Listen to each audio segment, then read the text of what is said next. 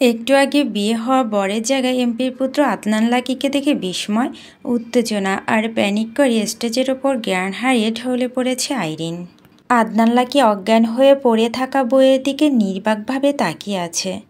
মেয়েটা যে ওকে দেখি অজ্ঞান হয়ে যাবে কল্পনাও ছিল না। ভেবেছিল হয়তো চমকে যাবে, অবাক হবে, বিস্ময় চোখ দুটো বড় বড় করে তাকিয়ে থাকবে। কিন্তু এই মেয়ে তো অজ্ঞান হয়ে গেছে। ভয় পেয়েছে নাকি ওকে দেখে? পেলে পাবে, তাতে ওর কি? সোজা হয়ে দাঁড়িয়ে আইরিনের দিকে তাকিয়ে রইল। তবে আইরিনের চারপাশে মানুষের ভিড় জমে যায়, দেখা যাচ্ছে না আইরিনকে। আইরিনের চোখে মুখে পানি ছিটা দেওয়ায় জ্ঞান ফিরে আসে আইরিনের। আইরিনকে কিছু বলতে না দিয়ে সবাই বলতে শুরু করে আইরিন ঠিক আছে কিনা, কি হয়েছিল, এখন কেমন লাগছে। আইরিন কিছু না বলে নিজের চারদিকে তাকায়, ঘাড় ঘুরিয়ে পিছনে তাকিয়ে দেখে বড় মামার কোলের ওপর ঠেস দিয়ে রয়েছে। বড় মামা আমজাদ শেখ সকলের দিকে তাকিয়ে বললেন, তোমরা ভিড় কমাও, সামনে থেকে বাতাস আসতে দাও। সবাই সামনে থেকে সরে যায়। আইরিনের চোখের সামনে ভেসে ওঠে অপছন্দের তালিকায় সর্বপ্রথম থাকা আদনান লাকির চেহারা। গায়ে সাদা পাঞ্জাবি, কপাল ভুরু কুঁচকে ওর দিকেই তাকিয়ে আছে। আইরিন বড় মামার দিকে তাকিয়ে বলে, মামা ওই লোক এখানে কেন? ওই ছেলে রকি কোথায়? আমজাদ শেখ চুপ করে বসে থাকেন, উত্তর দিতে পারছে না তিনি। আইরিন বিয়েতে রাজি হচ্ছিল না, অনেক বুঝিয়ে সুঝিয়ে বিয়েতে রাজি করিয়েছিলেন। আজকে শেষ মুহূর্তে এসে ছেলের বাড়ি থেকে কল আসে, এই বিয়ে সম্ভব নয়। ছেলে আরও 3 বছর আগে পরিবারকে না জানিয়ে বিয়ে করেছিল ঢাকায়। একটা ছেলেও আছে। সে বউ বাচ্চা ফেলে পরিবারের সম্মতিতে দ্বিতীয় বিয়ে করতে চাচ্ছিল পরিবার আর প্রথম বউয়ের অগোচরে।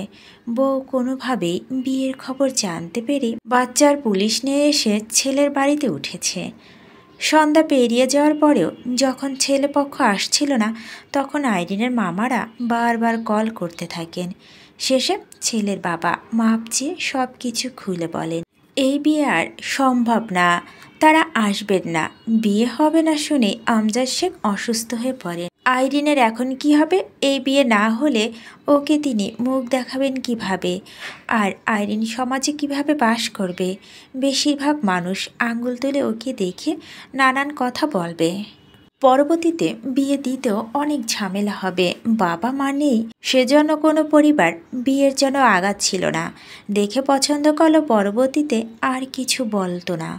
কেউ কেউ বলতো বাবা মা ছাড়া সন্তান আর লাগামহীন ঘোড়া এক সমান, তারা এই মেয়ে পুত্রবধূ করবে না। ওনারাও পছন্দের অপছন্দের কারণ অনেক বিয়ে ভেঙে গিয়েছিল। গত সোমবার এই বিয়েটা ঠিক হয়েছিল, আর এই বিয়ের দিন এসে বিয়ে ভেঙে গেছে। মানুষের স্বভাব তিলকে তাল বানানো। এখন এই বিয়ে ভেঙে যাওয়ার কাহিনী কে কি কাহিনী বানায় কে জানে। বিয়ে বাড়ি অর্ধেক মানুষ জেনে যায় বিয়ে ভেঙে গেছে। ইতিমধ্যে নানান রকম কথা শুরু হয়ে গেছে। আইরিন বাড়ির ভেতরে থাকায় ওর কানে বিয়ে ভাঙার খবর পৌঁছায়নি, আর যেন এখনই না পৌঁছায় সেই ব্যবস্থাও করা হয়েছে। চেয়ারে বসে থাকতে থাকতে মাটিতে পড়ে যান আমজাদ শেখ। সবাই এসে ওনাকে ধরে তুলে আবারও চেয়ারে বসায়। পানি খাওয়া, বাড়ির ভেতর থেকে প্রেশারের ওষুধ এনে ওষুধ খাওয়া। হঠাৎ আদনান লাকির দাদা প্রাক্তন এমপি তালুকদার আতিকুর রহমান বলেন, তোমরা রাজি থাকলে আমি আইরিনকে আমার বড় নাতির বউ করে নিতে চাই। পূর্বে যা হয়েছে সেসব ভুলে যাওয়াই ভালো। আইরিনের মামা বাড়ির সবাই অবাক হয়ে আতিকুর রহমানের দিকে তাকিয়ে থাকে। তালুকদার আতিকুর রহমান আবার বলেন, আইরিনকে আমি লাকির বউ করে নিতে চাই। আইরিনকে আমার আগে থেকে পছন্দ ছিল, তবে এই দ্বন্দ্বের কারণে বলতে পারিনি। এখন যখন আল্লাহ তাআলা সুযোগ দিয়েছে, সেই সুযোগ আমি হাতছাড়া করতে চাই না। আগে যা হয়েছে তা হয়েছে, বিয়ে হলে একসাথে থাকলে সব ঠিক হয়ে যাবে। তোমরা রাজি থাকলে এখনই বিয়ে পড়ানো হোক। আইরিনের ছোট মামা আজাদ শেখ বলেন, এই বিয়ে হওয়ার চেয়ে না হয় ভালো। আইরিন কখনই রাজি হবে না এই বিয়েতে, আর আমার মনে হয় না লাকিও রাজি হবে। তাছাড়া আপনার ছেলেও রাজি হবে না। আমার পরিবারের মানুষকে রাজি করানোর দায়িত্ব আমার। তোমরা রাজি থাকলেই হলো। আইরিনকে এখনই কিছু বলা দরকার নেই, বিয়ে হয়ে যাক তারপর বলা যাবে। অনেক কথাবার্তা বুঝ পরামর্শের পর দুই পরিবার রাজি হয়। রেজিস্ট্রি করার সময় রেজিস্ট্রি পেপারের দিকে সেভাবে নজর দেয়নি আইরিন। ওকে যেখানে সই করতে বলা হয়েছে সেখানে সই করে দিয়েছে। মৌখিকভাবে বিয়ে পড়ানোর সময় যখন ছেলের নাম বলা হয়েছে তখনও ধরতে পারেনি আইরিন, কারণ নাম দুটো প্রায় এক, আদনান লাকি আর আদনান রকি। মনোযোগ দিয়ে না শোনায় কোনো কিছু বুঝতে পারেনি আইরিন। বিদায়ের আগে যখন ওকে স্টেজে নিয়ে আসা হয় তখন বরের মুখের দিকে তাকিয়ে আদনান লাকিকে দেখে অজ্ঞান হয়ে পড়ে গিয়েছিল। আইরিন এখনও উত্তরের আশায় মামার মুখের দিকে তাকিয়ে আছে। মামাকে উত্তর দিতে না দেখে রেগে সোজা হয়ে বসে বলে, তোমরা সবাই আমাকে ঠকিয়েছ। এক ছেলেকে দেখে আরেকজনের সাথে বিয়ে দিয়ে দিয়েছ। আমি এই বিয়ে মানি না। আমি যাব না শ্বশুর বাড়িতে। এই অসভ্য অভদ্র লোকের সাথে সংসার করব না আমি। আইরিনের কথা শুনে ওর দিকে আগুন চোখে তাকিয়ে থাকে আদনান লাকি। আইরিন বসা থেকে উঠে দাঁড়ায়। তখন ওর ছোট মামা আজার শেখ বলেন, আদনান রকি আরও 3 বছর আগে বিয়ে করেছে। ওর একটা বাচ্চাও আছে। ওর পরিবারের কেউ নাকি জানতই না রকি আগে বিয়ে করেছে। রকির আগের বউ বাচ্চা ফেলে আবার বিয়ে করতে চাইছিল। এখন ওর আগের বউ বাচ্চা আর পুলিশ নিয়ে ওদের বাড়িতে উঠেছে। আমাদের হাতে আর কোনো কিছু না থাকায় লাকির সাথে তোর বিয়ে দিয়েছি। আইরিন কেঁদে দেয় রাগে দুঃখে। কাঁদতে কাঁদতে বলে, তোমরা আমাকে না বলে এই লোকের সাথে কেন বিয়ে দিলে? এখন বিয়ে না হলে কি মরে যেতাম আমি? আমি জীবনও যাব না ওই বাড়িতে। স্টেজ থেকে নেমে দ্রুত পায় বাড়ির ভিতরের দিকে এগিয়ে যায় আইরিন। লাকি নিজেও রেগে স্টেজ থেকে নেমে যায়। অস্পষ্ট স্বরে গালাগালি করতে করতে বাড়ি থেকে বেরিয়ে যাওয়ার জন্য উদ্যত হয়। তালুকদার আতিকুর রহমান নাতির হাড় টেনে ধরে বলেন, এত রেগে গেলে হবে? ওকে একবার বাড়িতে নিয়ে চলো, তারপর বাকিটা দেখা যাবে। লাকির পরিবারের সবাই এসে দাঁড়ায় দুজনের কাছে। পরিবারের সবাই গুজুর গুজুর ফুসুর ফুসুর করে কথা বলতে শুরু করে। আইরিনের মামারা বাড়ির ভিতরে আইরিনের রুমের সামনে এসে দাঁড়ায়। আইরিনের দরজা বন্ধ করে ভিতরে বসে আছে। বিশ্বাসই করতে পারছে না আদনান লাকির মতো একটা অসভ্য অভদ্র শয়তান ইতর লোকের সাথে ওর বিয়ে হয়ে গেছে। মরে যাবে, কিন্তু এই লোকের সাথে সংসার করবে না। অনেক ডাকাডাকি অনুরোধের পর দরজা খুলে দেয় আইরিন। সবাই ভেবেছে দরজা বন্ধ করে আইরিন কাঁদছে, কিন্তু আইরিন কাঁদছে না। চোখ মুখ শক্ত করে রয়েছে। মামা মামি নানা নানি আরও অনেকে অনেক বোঝানোর পর অবশেষে আইরিনকে শ্বশুরবাড়িতে যাওয়ার জন্য রাজি করানো সম্ভব হয়। এখন বিয়ে হয়ে গেছে, আইরিন শ্বশুরবাড়িতে না গেলে নানান লোকে নানান কথা বলবে। একে তো প্রথম বিয়ে ভেঙে গেছে, এখন বিয়ে হয়ে যাওয়ার পর শ্বশুরবাড়িতে যেতে চাইছে না। আঙুল আইরিনের দিকে উঠবে। এই মেয়ে খারাপ, অন্য কোথায় সম্পর্ক আছে, তাই প্রথম বিয়ে ভেঙেছে নিজেই। নিজের দোষ ঢাকার জন্য বলছে ছেলে আগে বউ বাচ্চা আছে, এখন আবার বিয়ে হয়ে যাওয়ার এই বিয়ে মানতে চাইছে না। কিন্তু সংখ্যক মানুষ স্বভাবই তিল থেকে তাল বানানো। আইরিনের সাথে সাথে এই পরিবারের মান সম্মানও যাবে। গ্রামের তাদের সুনাম রয়েছে, সেটা ধূলিসাৎ হয়ে যাবে মেয়ে শ্বশুরবাড়ি না গেলে। আইরিনকে বাড়ির বাইরে নিয়ে আসেন আমজাদ শেখ। দুই পরিবার দাঁড়ায় মুখোমুখি। আদনান লাকি ডান হাত ধরে ওর হাতের উপর আইরিনের হাত রাখেন আমজাদ শেখ। লাকি ছোঁয়া পেতেই রাগে ঘৃণায় শরীর জ্বলে ওঠে আইরিনের। আমজাদ শেখ লাকির মুখের দিকে তাকিয়ে বললেন, আজ থেকে আইরিনের সব দায়িত্ব তোমার। পৃথিবীতে এখন একমাত্র তুমি ওর সবচেয়ে কাছের মানুষ। ছোট থেকে ওকে চোখের সামনে বড় হতে দেখেছো তোমরা। আইরিন কেমন মেয়ে তোমরা ভালো করেই জানো। জন্মের পর মা মারা গেছে, বাবা থেকেও নেই। আমরা ওকে কতটা ভালো রাখতে পেরেছি জানি না, তবে এখন থেকে তুমি ওকে ভালো রাখবে। কাকার কথায় ভরসা করে ওকে আমরা তোমার হাতে তুলে দিলাম। যদি কখনো মনে হয় ওকে তুমি ভালো রাখতে পারছো না, ওকে তোমার ভালো লাগে না, ওকে তুমি দুঃখে সাগরে ভাসিয়ে মৃত্যুর দিকে ঠেলে দিও না, আমার মেয়েকে আমার কাছে ফিরিয়ে দিও আবার। আদনান লাকি আমজাদ শেখকে আশ্বস্ত করে আইরিনকে ভালো রাখবে। আরও অনেক কথাবার্তার পর কনে বিদায়ের সময় হয়ে আসে। আইরিনের নানি মামিরা সবাই কাঁদছে, কিন্তু আইরিন কাঁদছে না। আইরিনের চোখ যায় নিজের বাঁ হাতের দিকে। আদনান রকির পরিয়ে দেওয়া রিংটা এখনও হাতেই রয়ে গেছে।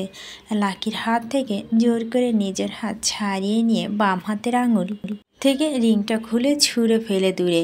লাকি দেখে আইরিনের কাজটা, তারপর আবার খপ করে চেপে ধরে হাতটা। আইরিন ছাড়িয়ে নেওয়ার চেষ্টা করলেও ও এবার আর ছাড়াতে পারে না। রেগে তাকায় লাকির মুখের দিকে। লাকি ডোন্ট কেয়ার ভাব নিয়ে সামনের দিকে তাকিয়ে থাকে। মামাবাড়ি থেকে বিদায় নিয়ে শ্বশুরবাড়ির দিকে আগায় আইরিন। শ্বশুরবাড়ি বেশি দূর না, ওদের বাড়ি দুবাড়ির পরই। 3 মিনিট পর শ্বশুর বাড়িতে প্রবেশ করে আইরিন নিজের বরের সাথে। ছোটবেলায় এই বাড়িতে আসতো প্রতিবেশী ছেলে মেয়ের সাথে। বড় হওয়ার পর কোনো দিন এই বাড়ির আঙ্গিনায় আসেনি আর। বাড়ির গেট পেরিয়ে ভেতরে প্রবেশ করে। লাকি আর আইরিনকে পাশাপাশি সোফায় বসানো হয়। রাগে আইরিনের চোখ মুখ লাল হয়ে গেছে। লাকির হাত থেকে নিজের হাত ছাড়িয়ে নেয় আবার। লাকির মা ফারজানা তালুকদার ফ্রিজ থেকে মিষ্টি এনে ছেলে আর ছেলের বউকে খাইয়ে দেন। আইরিনকে তার পছন্দ হয়েছে ছেলের বউ হিসেবে। বাড়িতে তেমন কোনো মানুষ নেই এখন। লাকির ছোট বোনের বিয়ে হয়ে গেছে। বাড়িতে শুধু লাকি, ওর বাবা মা আর দাদা দাদি। ওর কাকার বাড়ি পাশেই, সে বউ বাচ্চা নিয়ে আলাদা থাকে। তারা কেউ আমজাদ শেখের বাড়িতে যায়নি দাওয়াত পাওয়া সত্ত্বেও। লাকিদের বাড়ি থেকে শুধু লাকি আর ওর দাদা গিয়েছিল। পরে লাকির সাথে বিয়ে ঠিক হওয়ার পর বাকি 3 জন গিয়েছিল। গল্পের লেখক সানা শেখ। লাকির কাকার বাড়ির সবাই লাকিদের বাড়িতে আসে বিয়ের কথা শুনে। লাকির বন্ধুরা আর ওদের গ্রামের ছোট ভাই আর কি ওরাও এসেছে সবাই। ভিতরে প্রবেশ করতে করতে একজন বলে, লাকি ভাই অবশেষে বিয়েটা করেই ফেললেন তাহলে? আমাদের তো একটা বার বললেনও না। লাকি সকলের দিকে তাকিয়ে বলে, আমার বিয়ে আমি নিজেই জানতাম না, তোদের আর কি বলবো? আরেক ছেলে বলে, লাকি ভাই ভাবি কিন্তু সুন্দর আছে। আইরিন রেগে তাকায় ছেলেটার দিকে। লাকির কাকি আইরিনকে খোঁচা দিয়ে বেশ কয়েকটা কথা বলে। লাকির দাদি রেশমা তালুকদার ছোট ছেলের বউকে থামিয়ে দেন।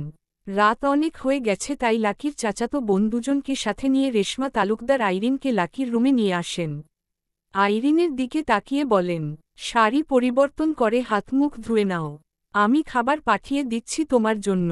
খেয়ে লাকির জন্য অপেক্ষা করো, ও একটু পরেই চলে আসবে।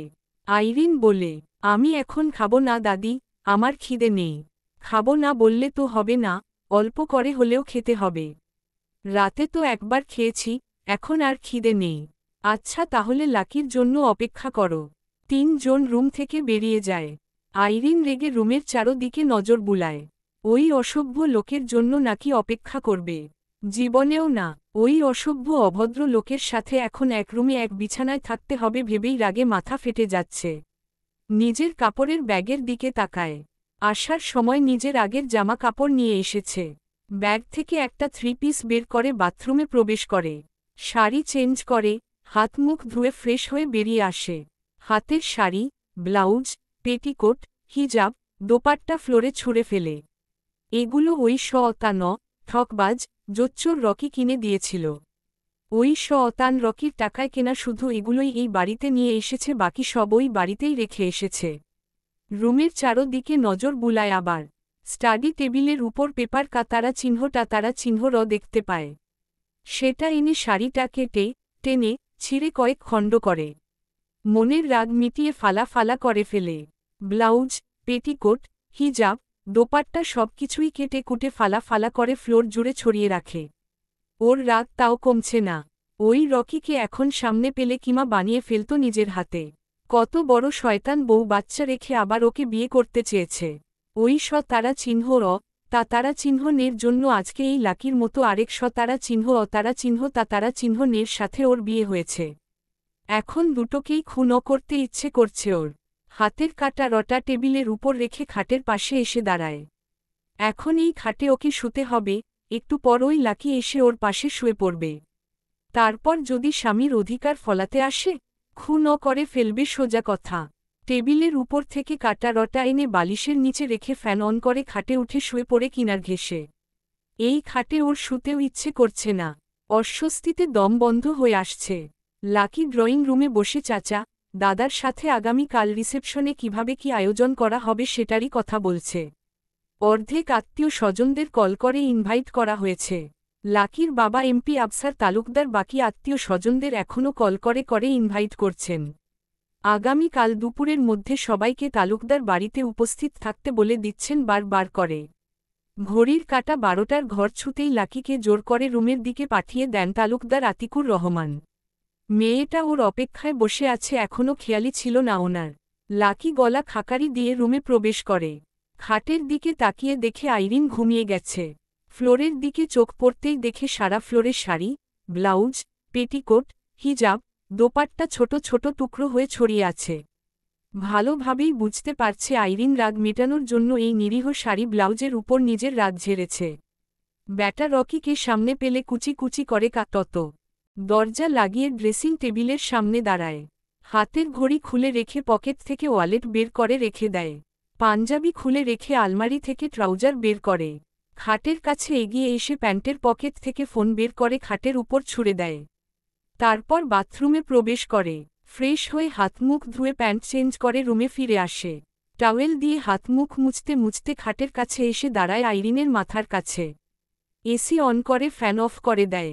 বেডের উপর একটু ঝুঁকতেই ফট করে চোখ মেলে তাকায় আইরিন। ওর মুখের সামনে লাকির উন্মুক্ত বুক। মৃদুভাবে চেঁচিয়ে ওঠে আইরিন।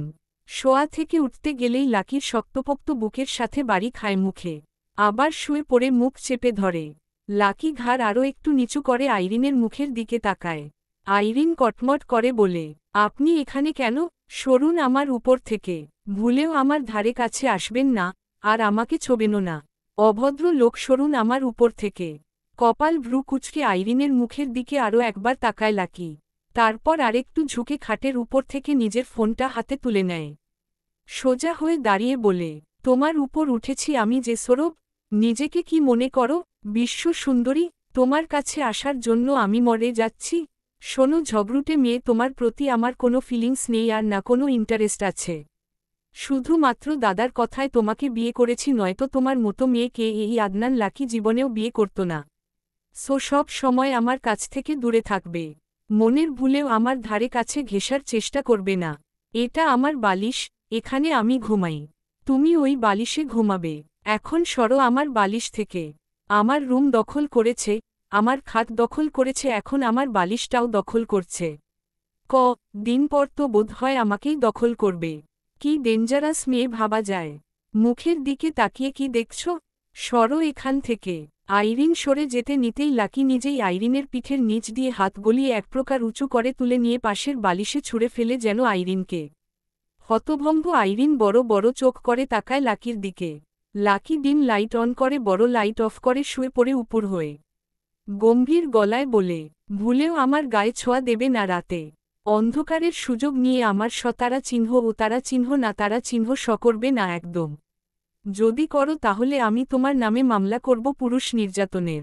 বিস্ময় বিমূঢ় হয়ে তাকিয়ে রইল আইরিন। এই ছেলে কি বলছে এইসব? নেশা জাতীয় কিছু খেয়েছে, নাকি এত সুন্দর বউ পেয়ে পাগল টাগল হয়ে গেছে?